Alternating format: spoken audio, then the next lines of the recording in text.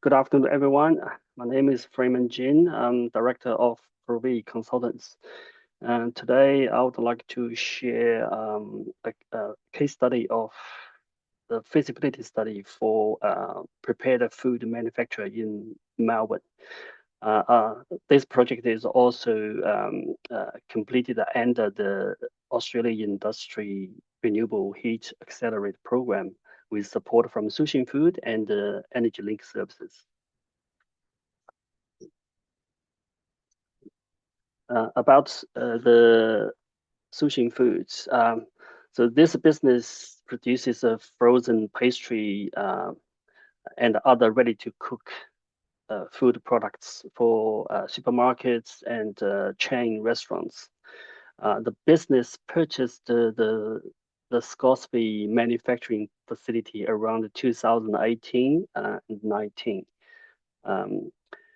So most of the assets are still in the middle of the life cycle and still have a few years to operate.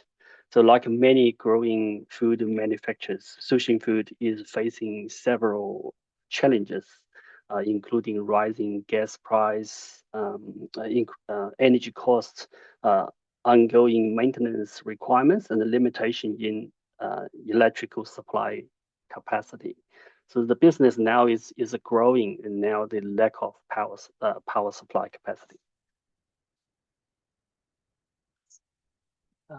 So here is a summary of the business current energy supply and use. So the facility uses natural gas, electric, and the liquid nitrogen for freezing.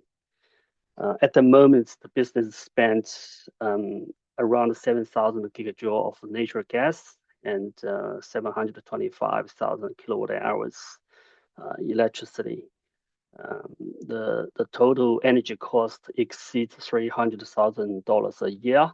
So this number has not included the cost for liquid nitrogen. Okay. So from the electric daily usage pattern, you can see quite considerable baseline, the base load.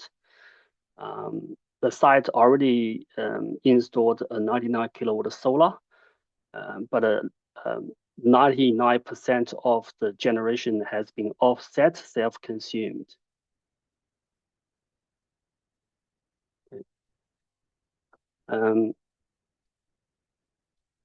The first step of this feasibility study is to conduct a comprehensive, detailed assessment of the site's existing heat and steam.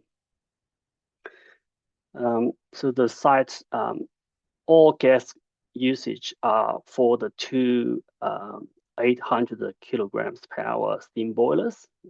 The boilers are set to 6 bar pressure, and the breakdown of the steam use, the main use is for the factory's steam tunnel. It's food, bakery, and steamer production. So this image is not the actual image of for the IP reason. The client does not want to share the production equipment image. Apart from the steam tunnel, there are other steam usage. One is for the supporting facilities, jacketed mixer and kettle, and also CIP hot water calorifier for the production cleaning. The site also use steam for heating, reheating of air conditioning system. Okay. So here, during our assessments, we noted a couple of things. First, most of, because the original assets came from the previous factory, including the boilers, steam transmission lines, and but as very limited or no steam condensate recovery or heat recovery at the moment. So the system is functional, but very basic from an energy perspective. From here, you can see the discharge of the steam tunnel. The massive of heat has been discharged to atmosphere. Okay. And also you can see the leaking of the steam transmission lines. Okay.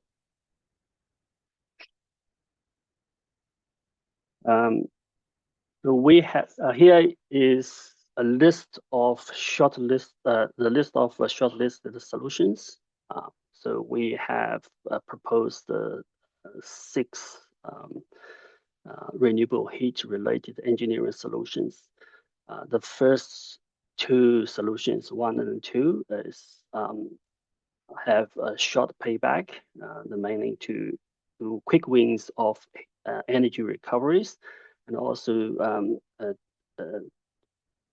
provide install heat pump hot water system for CIP cleaning. And then the second group exhaust heat recovery for the current steam tunnel discharge. And the last group is to propose renewable steam generation plant. So the overall ROI is 7.8%. And the project cost is around $1.5 million. So what are the main lessons or challenges approach we deployed for this project?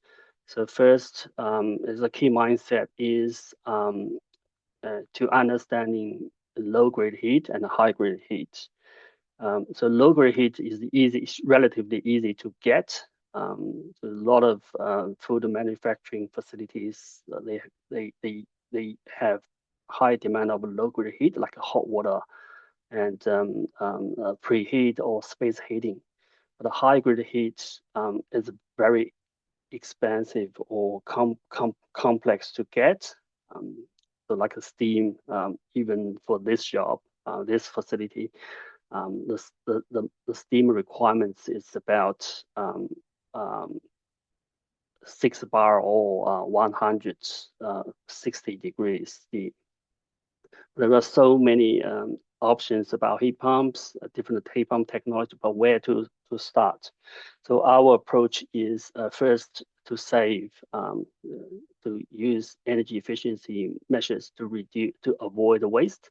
And the second step is to reduce the demand by splitting low-grade heat users from a central energy plant.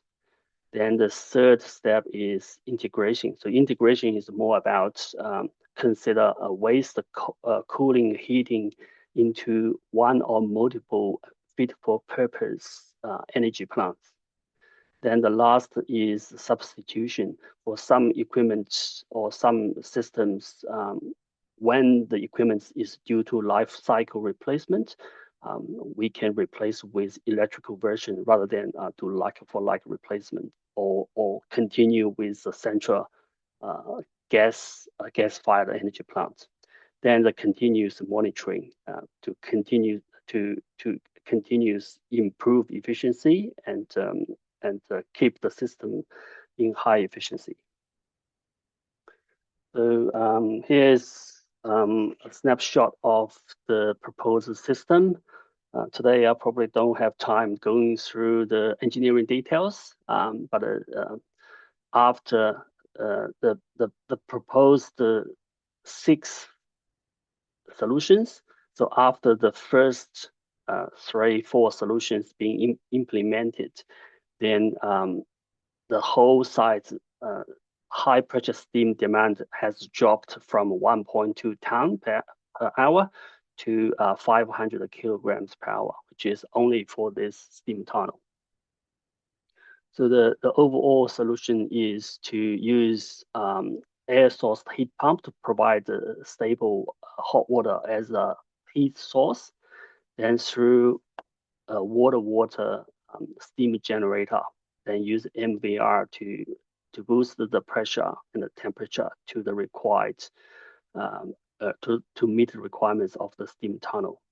And other we have also explored the waste heat recovery system reserved for future. So when Su Xin is now preparing other system upgrade, including drainage system and expansion of their production. When there are sufficient waste heat to be used, so there's the opportunity to put a partial or full waste heat recovery heat pump and coupled to the heat input of the steam generator.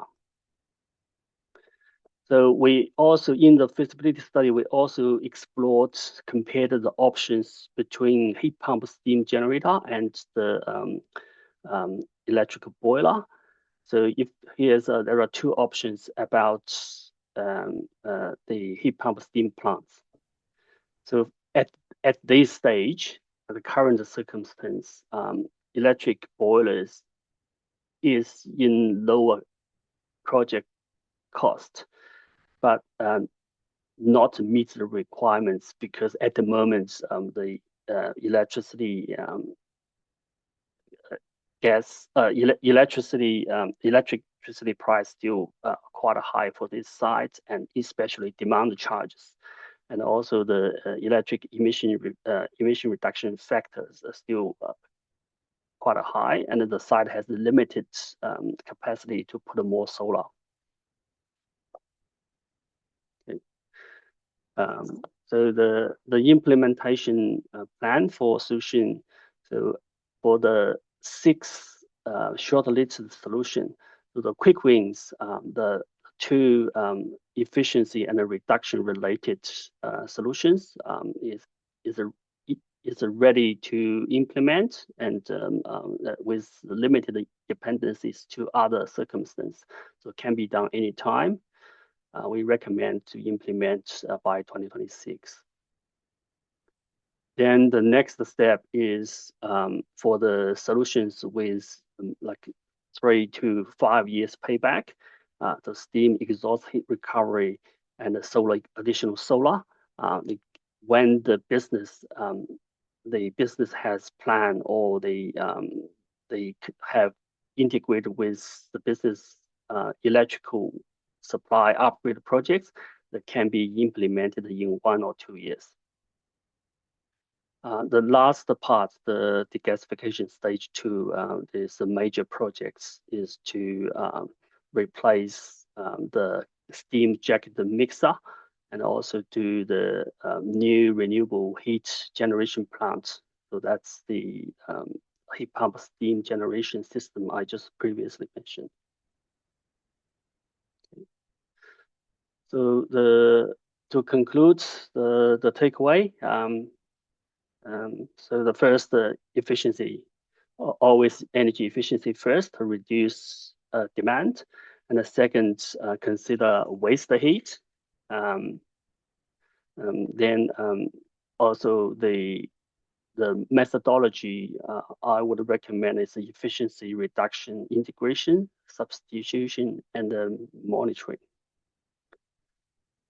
All right, so that's all for my case study. Awesome. Thank you so much, Freeman. That was really good, and that's